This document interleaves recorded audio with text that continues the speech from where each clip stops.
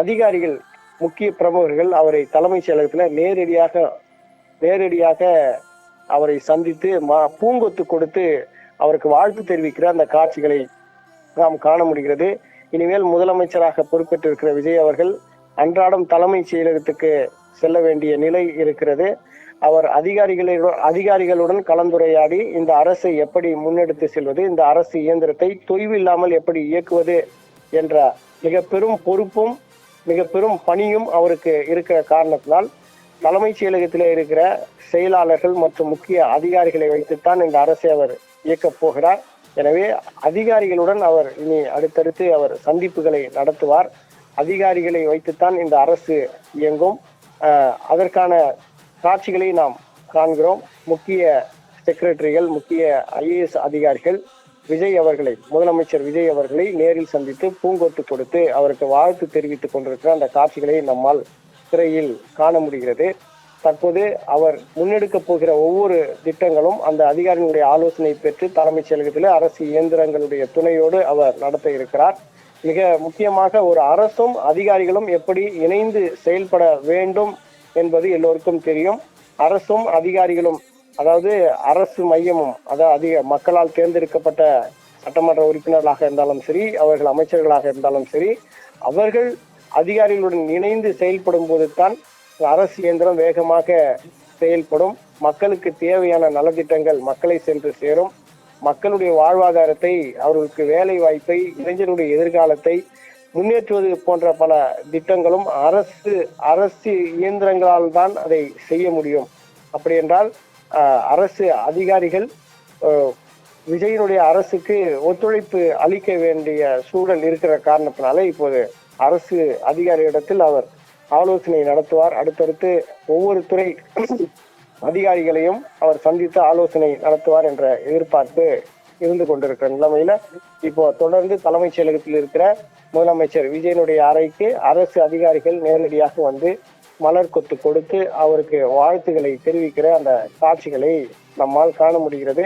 ஒட்டுமொத்த தமிழகமும் இப்போது ஒரு மகிழ்ச்சியான மனநிலையில் இருப்பதை காண முடிகிறது. ஏனென்றால் தமிழகத்துல ஒரு மக்களால் தேர்ந்தெடுக்கப்பட்ட அரசு அமையுமா அல்லது குடியரசுத் தலைவர் ஆட்சி ஆகிவிடுமா என்ற ஒரு பதற்ற சூழல், ஒரு அரசியல் பரபரப்பு கடந்த ஒரு வார காலமாக நீடித்து வந்தது.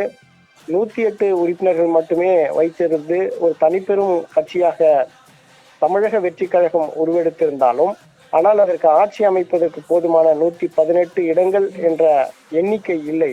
எனவே அப்படி அந்த எண்ணிக்கை உருவாக வேண்டும் என்றால் அவருக்கு யாரெல்லாம் ஆதரவளிக்க வேண்டும்? தற்போது சட்டமன்ற உறுப்பினர்களை வைத்திருக்கிற கம்யூனிஸ்ட் இயக்கங்கள், காங்கிரஸ் இயக்கம் மற்றும் விடுதலை சிறுத்தை போன்ற இயக்கங்கள்லாம் அவருக்கு ஆதரவு வழங்கினால்தான் அவரால் ஆட்சி அமைக்க முடியும் என்ற சூழல் இருந்த நிலைமையில தொடர்ந்து பேச்சுவார்த்தைகள் நடத்தப்பட்டு அதன் மூலமாக இப்போது அவர் முதலமைச்சர் ஆவதற்கும் அவர் ஆட்சி அமைப்பதற்குமான எண்ணிக்கை சட்டமன்ற உறுப்பினருடைய ஆதரவு பெருகியதனுடைய காரணமாகத்தான் இன்று அவருடைய பதவியேற்பு நடந்திருக்கிற நிலைமையில இப்போது அவர் முதலமைச்சராகி இப்போது தலைமைச் செயலகத்திற்கு அவர் வந்திருக்கிறார்.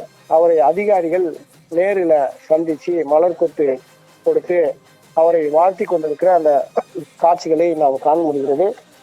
பொறுப்பேற்றவுடன், முதலமைச்சராக பதவியேற்றுக் கொண்டவுடன் அவர் விளையாட்டு அரங்கத்தில் இருந்து அவர் நேரடியாக தலைமைச் செயலகம் வந்திருக்கிறார். விஜய் அவர்கள் பேசும்போது ஒன்றை தெளிவாக கூறினார். அதாவது, நான் இந்த 3 ஆணைகளில் கையொப்பமிட்டிருக்கிறேன். எனது அரசு மக்களுடைய பணத்திற்கு ஆசைப்படாது நாங்கள் நேர்மையாக இருந்து இந்த அரசை நடத்துவோம். மக்களுக்கு நம்பிக்கை அளிக்கும் வகையில இந்த அரசை நடத்துவோம். இப்போது தமிழக அரசினுடைய நிதிநிலை என்பது மிக மோசமான நிலையில் இருக்கிறது. இதற்கு முன்பாக நடத்திய ஆட்சியாளர்கள் கஜானாவை காலி செய்து விட்டார்கள். எனவே இனி இந்த தமிழக அரசினுடைய நிதிநிலை எப்படி இருக்கிறது என்பதை நாங்கள் பொறுத்திருந்து அதை வலுப்படுத்தி விட்டு பிறகு பல்வேறு நலத்திட்டங்களை நாங்கள் மேற்கொள்ளுவோம். எனவே தற்போது தமிழக நிதிநிலை என்ன என்பது குறித்து நான் வெள்ளை அறிக்கை வெளியிடுவேன். மிக வெளிப்படையான ஒரு அரசாங்கத்தை நடத்த நான் விரும்புகிறேன் என்றெல்லாம் அவர் பேசியிருந்தார். இதில் மிக முக்கியமாக பெண்களுடைய பாதுகாப்பு என்பது உறுதி செய்யப்படும். எனவே தமிழக மக்கள், நீங்கள் என்னை நம்பலாம். நான் உங்கள் வீட்டு பிள்ளை. நான் என்ன வாக்குறுதி கொடுத்தேனோ அதை நிச்சயம் நான் செய்வேன். ஆனால் அதை செய்வதற்கு எனக்கு சிறிது காலம் நீங்கள் அவகாசம் கொடுக்க வேண்டும். அதற்கு காரணம் தற்போது தமிழக அரசினுடைய நிதிநிலை என்பது மிக மோசமாக இருக்கிறது என்று தெரிவித்தார். அரசு இயந்திரத்தை பொறுத்தவரையிலும் அரசு அதிகாரிகள் மற்றும் அமைச்சர்களை பொறுத்தவரையில் அரசு ஒரு பவர் பாலிடிக்ஸ் இல்லாத ஒரு அரசாக, அதாவது அதிகாரம் மிகுந்த அதிகார குவியலாக அங்கங்கே அதிகாரத்தை துஷ்பிரயோகம் செய்கிற ஒரு குழுக்களாக இல்லாமல் மக்களுக்கு வெளிப்படை தன்மையுடைய ஒரு அரசாகவும், மக்கள் எளிதில் அணுகக்கூடிய அரசாகவும், மக்களுக்கு தேவையான பிரச்சனைகளை எளிதில் சந்திக்கக்கூடிய அமைச்சரவையாகவும் எனது அமைச்சரவை இருக்கும் என்ற வகையில அவருடைய பேச்சு அமைந்திருந்த நிலைமையில் தற்போது அவர் தலைமைச் செயலகம் வந்து அந்த இடத்தில் அவர் கோப்புகளை பார்த்து கொண்டிருக்கிற அந்த காட்சிகளை காண முடிகிறது. அது மட்டுமல்ல, எனது பணிகள் அனைத்தும் இன்றிலிருந்தே தொடங்கும் என்று அவர் தெரிவித்திருந்தார். அதாவது முதலமைச்சராக பதவியேற்றுக் கொண்டு நான் வீட்டுக்கு போக மாட்டேன், நேரடியாக தலைமைச் செயலகத்துக்கு போய் நான் மக்களுக்கு செய்ய வேண்டிய அந்த பணிகளை, அந்த கடமைகளை நான் இன்றிலிருந்தே ஆரம்பிக்க போகிறேன் என்று அவர் தெரிவித்திருந்தார். அவருக்கு ஜனநாயகத்தின் மீது இருக்கிற அந்த நம்பிக்கை இது வெளிக்காட்டுவதாக இருக்கிறது. மக்கள் நலனில் அக்கறையுள்ளவராக நான் இருக்கிறேன் என்பதை பறைசாற்றும் வகையில முதலமைச்சராக பொறுப்பேற்றவுடன் அவர் நேரடியாக தலைமைச் செயலகம் வந்து இப்போது மக்கள் பணி ஆற்றுவதற்கான முன்னெடுப்புகளை அவர் எடுத்திருக்கிற அந்த காட்சிகளை நம்மால் திரையில் காண முடிகிறது. விஜய் அவர்கள் கோட் ஷூட் அணிந்த முதல்வராக அவர் இப்போது காட்சி கொடுத்து கொண்டிருக்கிறார்.